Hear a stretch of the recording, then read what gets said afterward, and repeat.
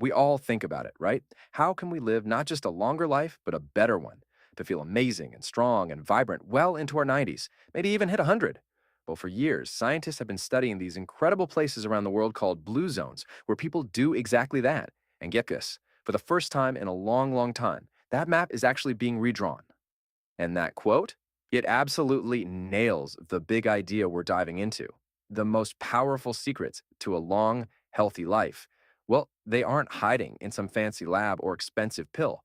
They are simple, everyday habits. They're woven right into the fabric of life, and a brand new discovery is proving this in a huge way. So, here's our game plan. We're going to start with the exciting discovery of the world's newest blue zone. Then, we'll decode what they all have in common. We'll also get into the super important difference between just living long and living well. And then I'll give you a simple 5-step toolkit you can use to start building your very own longevity blueprint. Okay, let's get right to it. For the first time in ages, the scientific community has put its official stamp on a new region of exceptional longevity, and it's adding this fascinating new piece to the whole puzzle of what it takes to live a long, healthy life. And here it is. Say hello to Martinique, a French island in the Caribbean, our fifth official blue zone. Now, I want to be clear, this isn't just some writer calling a place healthy. To get this title, a region has to go through some serious, rigorous demographic validation. They have to prove with hard data that their people live measurably longer and healthier lives than almost anywhere else on Earth. So what's with this number, 182%? Well, scientists use this thing called the Exceptional Longevity Index. Basically, it compares the number of people hitting 100 years old today to the birth rates from a century ago. Martinique's index is a jaw-dropping 182% higher than its home country, France. So yeah, this isn't a fluke. It's a statistically proven hotspot for human longevity. The discovery of Martinique is awesome, for sure, but it really makes you wonder, what do these five incredibly different places, from a mountain in Italy to an island in Japan to the Caribbean, what do they all have in common? Let's decode the principles that tie them all together. So researchers have boiled it all down to these 9 principles, famously known as the Power 9. Some of them make perfect sense, right? Like moving naturally, think gardening, not CrossFit. But others are way deeper.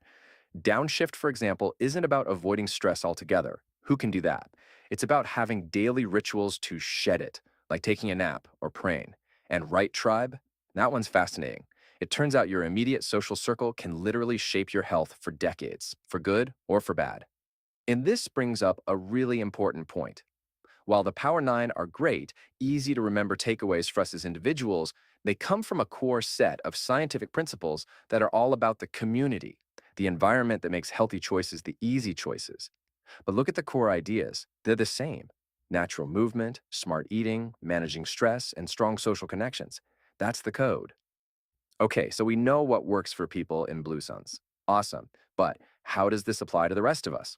Well, this brings us to a huge challenge in modern life, something that really affects every single one of us.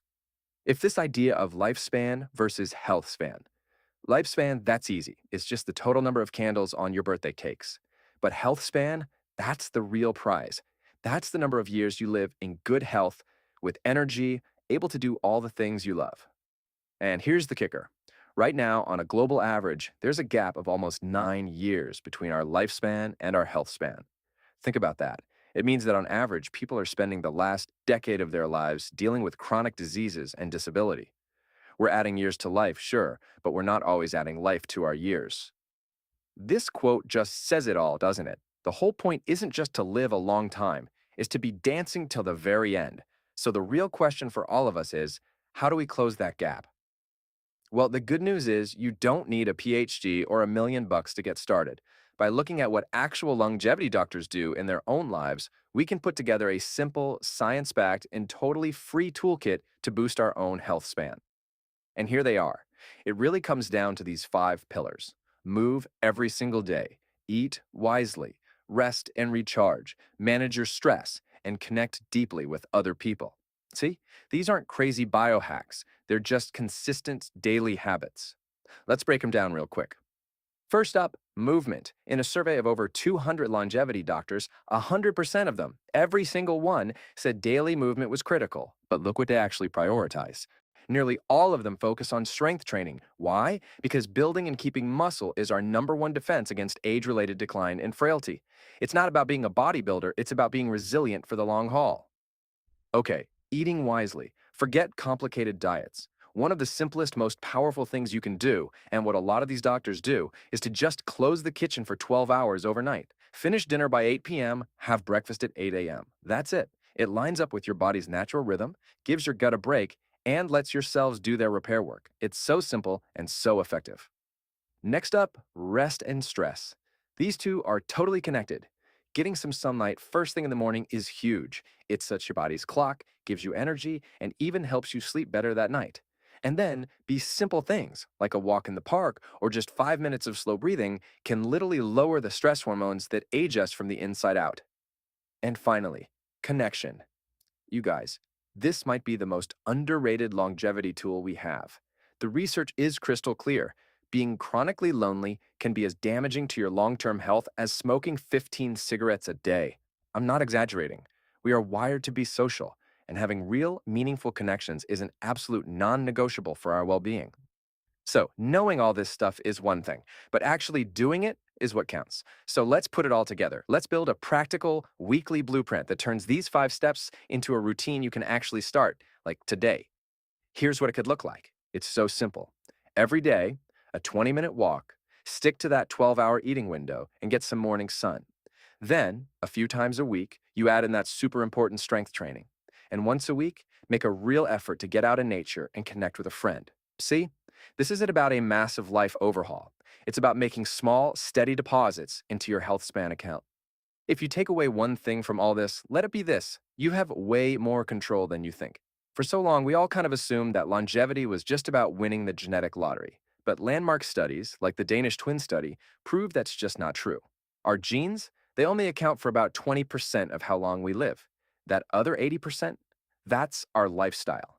That is up to us. And that leaves us with a really powerful, really personal question. You are the main author of your own health story. The science is clear, the tools are simple, and the power is in your hands. So, what will you do with your 80%? So, let's just dive right in with those huge question, maybe one of the most important questions you'll ever ask yourself.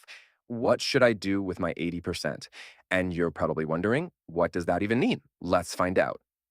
What if I told you that most of your longevity, how long and how well you live, isn't actually written in your DNA?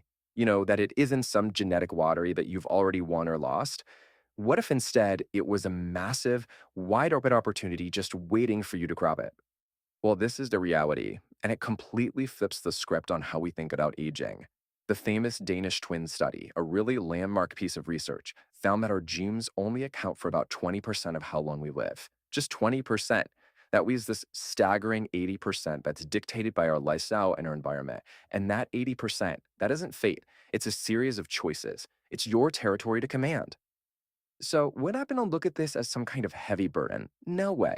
We're going to see this for what it really is: an incredible opportunity for you to take control over your own health and your own vitality. This is your 80%. Okay, so the big question becomes, with all this control, where in the world do you even start? What's the plan? Well, the most logical place to begin is to look for a blueprint, right? And lucky for us, there are entire populations out there that have been acing this test for centuries. Let's talk about the blue zones. You might have heard of them. These are 5 very specific places on Earth where people reach the age of 100 at 10 times the rate of the average American. And get this, they do it with way lower rates of chronic disease. They are living, breathing proof of what's possible inside that 80%. And just think about how powerful these lifestyle factors are. Researchers in these blue zones found that simply knowing your sense of purpose, what the people in Okinawa, Japan call their ikigai, their reason for waking up in the morning, that alone is worth up to 7 years of extra life expectancy. 7 years just for having a clear purpose. That's incredible. So, what's the secret sauce? What are they all doing? Well, researchers have boiled it all down to 9 common principles they call the Power Nine. But to make it even easier for us, we can group them into these 4 foundational pillars. This is your starting mind: move, eat, connect, and downshift. It's really simple, but it is so profound. And here's what that actually looks like in real. There's nothing here about expensive biohacks or crazy extreme gym routines. We're talking about walking more, making family a priority, eating mostly plants. The Okinawans have this 2,500-year-old mantra, Hara Hachibu. It's just a little reminder they say before meals to stop eating when they're about 80% full. See? These aren't complicated protocols. They're just deeply integrated, consistent habits. And this quote from a survey of over 200 doctors who specialize in longevity just captures it perfectly. The most powerful tools for a long, healthy life, they're not locked away in some high-tech lab. They're accessible to every single one of us, right here, right now. This is where you start. Okay, so that's the what. We know what to do. But to really get motivated and to stick with it, we need to understand the why. How do these super simple habits actually translate into more healthy years at a cellular level? Let's geek out on the science for a minute. All right, I want you to meet one of the main villains in the story of aging, senescent cells, or as scientists more memorably call them, zombie cells. It's a perfect name. As we get older, these cells start to pile up. They basically stop doing anything useful, but they don't die. They just hang around, like zombies, spewing out inflammatory stuff that damages all the healthy cells nearby. This creates a state of constant, low-grade inflammation that scientists now call inflammation. And here it is. This is where it all clicks into place. This is the crucial connection. Those four pillars we just talked about, they directly go to war against the biological drivers of aging. That Eat Wisely pillar, the plant-slant diet, is full of compounds that help your body clear out those zombie cells. Downshifting, daily stress reduction, directly fights that chronic inflammation. And moving naturally, that keeps your mitochondria, your tiny cellular power plants, humming along efficiently. This isn't just wishful thinking. This is the science behind the lifestyle. Now, once you have that solid foundation in place, and I mean only after you've built that foundation, then you can start to think about what's next.